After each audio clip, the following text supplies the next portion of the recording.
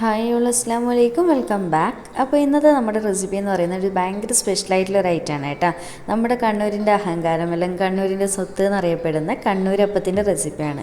എനിക്ക് ഏറ്റവും കൂടുതൽ റിക്വസ്റ്റ് വന്നിട്ടുള്ളൊരു വീഡിയോ ആണ് കേട്ടോ ഈ ഒരു കണ്ണൂരപ്പത്തിൻ്റെ റെസിപ്പി കാണിക്കാൻ വേണ്ടിയിട്ട്. അപ്പോൾ ഇന്നത്തെ നമ്മുടെ വീഡിയോ കണ്ണൂരപ്പത്തിൻ്റെ നല്ല ഡീറ്റെയിൽഡ് റെസിപ്പിയാണ് കേട്ടോ.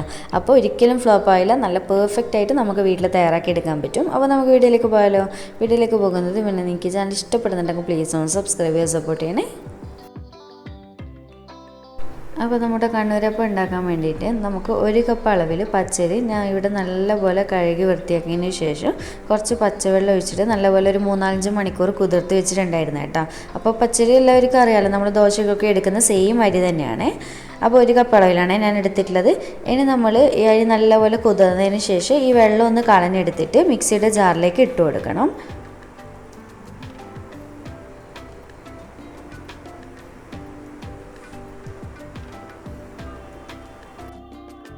ഇനി അടുത്തത് സെയിം അളവ് തന്നെ 1 കപ്പ് അളവിൽ ചോറും കൂടി ചേർത്ത് കൊടുക്കുന്നുണ്ട്. അതുപോലെ തന്നെ ഈ ഒരു കണ്ണൂരപ്പം ഉണ്ടാക്കുമ്പോൾ മെയിനായിട്ട് ശ്രദ്ധിക്കേണ്ട ഒരു കാര്യം, നിങ്ങൾ ഏത് പാത്രത്തിലാണ് അരി അളക്കുന്നത് ആ ഒരു സെയിം പാത്രത്തിൽ തന്നെ എല്ലാ ഇൻഗ്രീഡിയൻസും അളക്കാൻ വേണ്ടി പ്രത്യേകം ശ്രദ്ധിക്കണേ. അടുത്തത് അതേ കപ്പ് തന്നെ 1/4 കപ്പ് അളവിൽ പഞ്ചസാര ചേർത്ത് കൊടുക്കുന്നുണ്ട്. അപ്പോൾ പഞ്ചസാര 1 കപ്പ് വരെ ചേർക്കുക കേട്ടോ. പക്ഷേ ഇത് എനിക്ക് പെർഫെക്റ്റ് ആയിട്ടുള്ള മധുരമാണ് 1/4 കപ്പ് അളവിൽ. നിങ്ങൾക്ക് കുറച്ചധികം വേണമെന്നുണ്ടെങ്കിൽ 1 കപ്പ് വരെ ചേർത്ത് കൊടുക്കുക. അടുത്ത ഇതിലേക്ക് ഒരു 1/4 കപ്പ് അളവിൽ മൈദ ചേർത്ത് കൊടുക്കുന്നുണ്ട്. മൈദ ഒട്ടും കൂടണ്ട കേട്ടോ, ഒരു 1/4 കപ്പ് മാത്രം മതി. ഇനി നമുക്കിതിലേക്ക് 1/2 ടീസ്പൂൺ ഉപ്പ് ചേർത്ത് കൊടുക്കുക. അപ്പോൾ ഉപ്പ് നിങ്ങൾ നോക്കിയിട്ട് ചെക്ക് ചെയ്തിട്ട് ചേർത്ത് കൊടുക്കുക. അടുത്ത ഇതിലേക്ക് 1/2 കപ്പ് അളവിൽ വെള്ളം ചേർത്ത് കൊടുക്കുക. പിന്നെ ഈ ഒരു അപ്പത്തിൽ വെള്ളത്തിൻ്റെ അളവൊക്കെ ഞാൻ പറയുന്ന പോലെ തന്നെ കറക്റ്റ് ശ്രദ്ധിക്കണേ, എങ്കിൽ നല്ല പെർഫെക്റ്റ് ആയിട്ട് കിട്ടും. അപ്പോൾ ഇത്രയും ചേർത്ത് കൊടുത്തതിന് ശേഷം നമുക്കിത് നല്ല ഫൈനായിട്ട് ഒട്ടും തരികളൊന്നും ഇല്ലാതെ അരച്ചെടുത്തിട്ട് വരാം. അപ്പോൾ അരി ഇതുപോലെ നന്നായിട്ട് അരച്ചെടുത്തതിന് ശേഷം ഞാൻ ഈ ഒരു ബൗളിലേക്ക് മാറ്റി കൊടുക്കുന്നുണ്ട്. എന്നിട്ട് നമുക്ക് ഈ ഒരു മിക്സിയുടെ സെയിം ജാറിൽ തന്നെ ഒരു 2 ടേബിൾ സ്പൂണോളം മാത്രം വെള്ളം ഒഴിച്ചിട്ട് ജസ്റ്റ് ഒന്ന് മിക്സ് ചെയ്ത് കൊടുത്തതിന് ശേഷം വീണ്ടും ഇതിലേക്ക് ഒഴിച്ചു കൊടുക്കുക. എന്നിട്ട് ഇതുപോലെ ജസ്റ്റ് ഒന്ന് നന്നായിട്ടൊന്ന് മിക്സ് ചെയ്ത് കൊടുക്കുക. അപ്പോൾ ഈ ഒരു മാവിൻ്റെ പരുവെന്ന് പറയുന്നത് ഇത്രയാണ് കേട്ടോ. ഓവർ ലൂസാവാനും പാടില്ല, ഓവർ കട്ടിയാവാനും പാടില്ല, ഒരു പാകത്തിന് തിക്നെസ്സോട് കൂടിയിട്ടുള്ള മാവ്. അതുപോലെ തന്നെ നമ്മുടെ നോർമൽ പച്ചരി ദോശയൊക്കെ ചുടുമല്ലോ, ആ ഒരു ദോശയുടെ മാവിൻ്റെ സെയിം കൺസിസ്റ്റൻസി തന്നെയാണ് കേട്ടോ ഇതിന് വേണ്ടത്.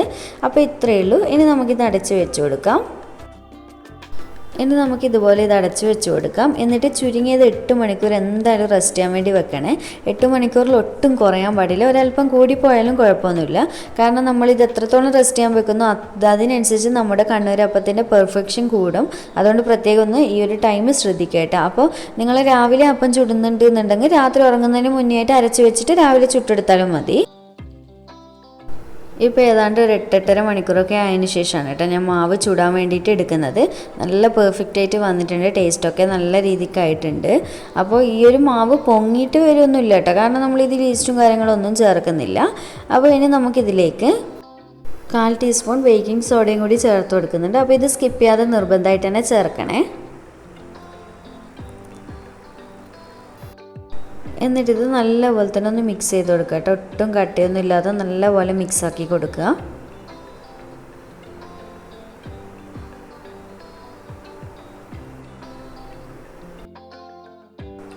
അപ്പോൾ ഇത്രയേ ഉള്ളൂ, നമ്മുടെ മാവ് റെഡി ആയിട്ടുണ്ട്. ഇനി ഡയറക്റ്റ് ചുട്ടെടുക്കാൻ നോക്കാം. അപ്പോൾ ഈ ഒരു ബേക്കിംഗ് സോഡ നമ്മൾ എപ്പോഴാണോ കണ്ണൂരപ്പം ചുടാൻ വേണ്ടി പോകുന്നത് അതിന് തൊട്ട് മുന്നായിട്ട് മാത്രം ചേർത്ത് കൊടുത്താൽ മതി കേട്ടോ. ഒരുപാട് സമയം റെസ്റ്റ് ചെയ്യാൻ വെക്കേണ്ട ആവശ്യമൊന്നുമില്ല. ഇനി നമുക്ക് ഈ ഒരു കണ്ണൂരപ്പം ചുട്ടെടുക്കാൻ വേണ്ടിയിട്ട് ഇതുപോലെ കുഴിയുള്ള നമ്മുടെ ഉണ്ണിയപ്പത്തിൻ്റെ പാനില്ലേ, ഇതാണ് കേട്ടോ ആവശ്യമുള്ളത്. ഇതിലാണ് പൊതുവെ ചുട്ടെടുക്കാറുള്ളത്. അപ്പോൾ എൻ്റെ കയ്യിലുള്ള പാന് കുറച്ചൊരു വലിപ്പം കുറവുണ്ട് കേട്ടോ. ഈ ഒരു ഓരോരോ ഹോൾസില്ലേ അത് കുറച്ചൊരു വലിപ്പം കുറവുണ്ട്. സാധാരണ നമ്മുടെ കണ്ണൂരപ്പം ചുടുമ്പോൾ കുറച്ചും കൂടി ആഴത്തിലുള്ള കുഴിയുള്ള പാത്രമാകുമ്പോൾ കുറച്ചുകൂടി കാണാൻ നല്ല ഭംഗിയുണ്ടാവും. എൻ്റെ കയ്യിലിപ്പോൾ ഇതേ ഉള്ളൂ, അതുകൊണ്ട് ഞാൻ ഇത് വെച്ചിട്ട് ചെയ്യുന്നതല്ലോ കേട്ടോ. അപ്പോൾ ഇതിലേക്ക് നമുക്ക് പാൻ നല്ലപോലെ ചൂടായതിന് ശേഷം ഓരോ കുഴിയിലായിട്ട് 1/4 ഭാഗത്തോളം ഓയിൽ ഒഴിച്ചു കൊടുക്കുക. സാധാരണ നോർമൽ സൺഫ്ലവർ ഓയിൽ തന്നെയാണ് എടുത്തിട്ടുള്ളത്. 1/4 ഭാഗത്തോളം ഒഴിക്കണം കേട്ടോ, നിറയെ ഒഴിക്കണ്ട.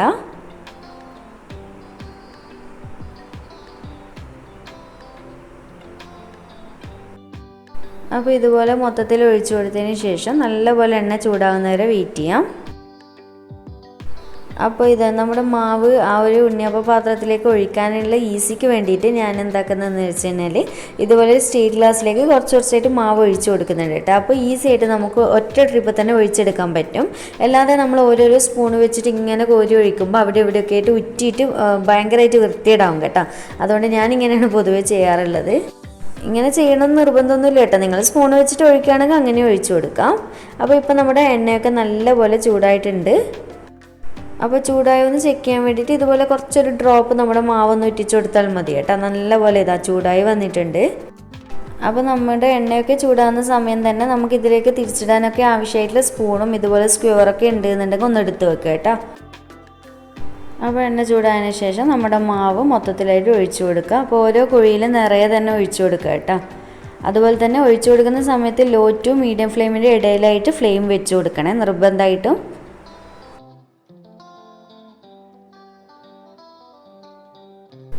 അപ്പോൾ ഇതുപോലെ നമ്മൾ മാവ് മൊത്തത്തിൽ ഒഴിച്ചു കൊടുത്തതിന് ശേഷം നമ്മൾ ഫസ്റ്റ് ഒഴിച്ചിട്ടുള്ള കുഴിയിലെ മാവ് പെട്ടെന്ന് തിരിച്ചിട്ട് കൊടുക്കുക.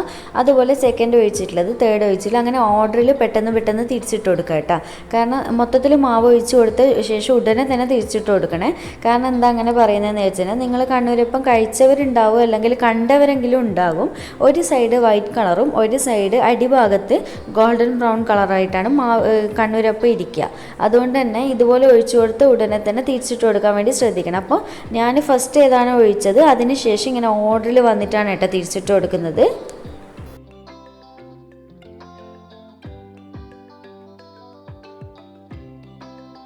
അപ്പോൾ ഇതുപോലെ മൊത്തത്തിൽ തിരിച്ചിട്ട് കൊടുത്ത ശേഷം ഉടനെ തന്നെ ഫ്ലെയിം മീഡിയത്തിലോട്ടേക്ക് മാറ്റുക. എന്നിട്ട് അടിഭാഗം നല്ലപോലെ ഗോൾഡൻ ബ്രൗൺ കളറാകുന്നവരെ വെയിറ്റ് ചെയ്യാം. അപ്പോൾ ലോ ഫ്ലെയിമിലിട്ടിട്ട് കളറ് മാറാൻ വെയിറ്റ് ചെയ്ത് കഴിഞ്ഞാൽ എന്താ സംഭവിക്കുകയെന്ന് വിചാരിച്ച് കഴിഞ്ഞാൽ അടിഭാഗം ഭയങ്കരമായിട്ട് ഹാർഡായി പോകും. അതുകൊണ്ട് ഫ്ലെയിം എന്തായാലും മീഡിയത്തിൽ തന്നെ ഇതുപോലെ വെച്ച് കൊടുക്കണേ. എന്നിട്ട് നല്ലപോലെ കളറ് മാറിക്കഴിഞ്ഞാൽ എണ്ണയിൽ നിന്ന് കോരിയെടുക്കുക. ആ ഒരു സമയം കൊണ്ട് ഉൾഭാഗമൊക്കെ നന്നായിട്ട് തന്നെ വെന്ത് കിട്ടും കേട്ടോ. അതുപോലെ തന്നെ ഈ ഒരു മിഡിൽ ഭാഗത്ത് വരുന്നത് പെട്ടെന്ന് തന്നെ റെഡിയാവും കേട്ടോ. കാരണം എന്ന് വെച്ച് കഴിഞ്ഞാൽ തീൻ്റെ ചൂട് ഓവർ തട്ടുന്നത് കൊണ്ട് തന്നെ പെട്ടെന്ന് കളറ് മാറി വരും. അപ്പോൾ ഏതാണോ ഫസ്റ്റ് കളറ് മാറി വരുന്നത് അതിനനുസരിച്ച് ഓരോന്നായിട്ട് കോരി എടുക്കുക കേട്ടോ. അങ്ങനെ വെയിറ്റ് ചെയ്യേണ്ട ആവശ്യമൊന്നുമില്ല. ആ ഒരു സമയം കൊണ്ട് തന്നെ ഉൾഭാഗം നന്നായിട്ട് വെന്ത് കിട്ടും. അതുപോലെ തന്നെ ഈ ഒരു കണ്ണൂരപ്പത്തിന് കണ്ണൂർ ജില്ലയിൽ തന്നെ പല പേരുകളും ഓരോരോ ഏരിയയിൽ പറയുന്നുണ്ട് കേട്ടോ. ചിലയിടത്ത് കണ്ണൂരപ്പം, ചിലയിടത്ത് വെള്ളക്കാരയപ്പം എന്ന് പറയുന്നുണ്ട്. അങ്ങനെ ഓരോരോ പേരിൽ പറയുന്നുണ്ട്. അങ്ങനെ നമ്മുടെ കണ്ണൂരപ്പം റെഡി ആയിട്ടുണ്ട്. അപ്പോൾ ഞാൻ നേരത്തെ പറഞ്ഞ പോലെ തന്നെ മിഡിൽ ഭാഗത്തുള്ളത് പെട്ടെന്ന് തന്നെ കളറ് മാറും കേട്ടോ. കാരണം ഓവർ ഫ്ലെയിം തട്ടുന്നത് കൊണ്ട് തന്നെ.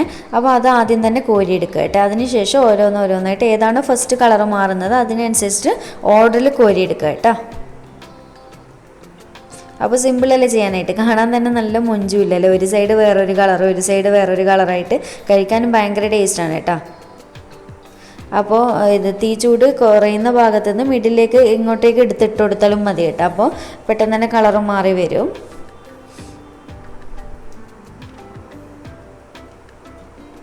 അപ്പോൾ ഓരോന്നോരോന്ന് ചെക്ക് ചെയ്യാൻ നോക്കുക. എന്നിട്ട് ഏതാണോ കളറ് മാറി വരുന്നത് അതിനനുസരിച്ച് ഓരോന്ന് കോരിയെടുക്കുക.